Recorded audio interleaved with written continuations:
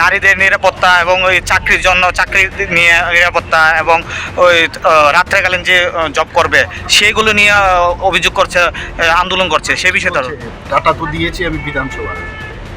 কি নিরাপত্তা? আমি একটু আগে বললাম তো, এখানে কি নিরাপত্তা? এখানে রাত্রি 12টা অবধি মেয়ের এখন চলাফেরা করবে। সে ইনসিডেন্ট হয় মাঝে মাঝে, সেগুলোর জন্য তো আমরা নজর দিচ্ছি।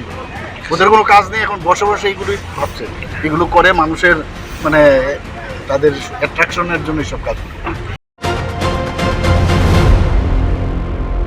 নারীদের নিরাপত্তা এবং ওই চাকরির জন্য চাকরি নিয়ে নিরাপত্তা এবং ওই রাত্রেকালীন যে জব করবে সেইগুলো নিয়ে অভিযোগ করছে, আন্দোলন করছে সেই বিষয়ে ডাটা তো দিয়েছি আমি বিধানসভা।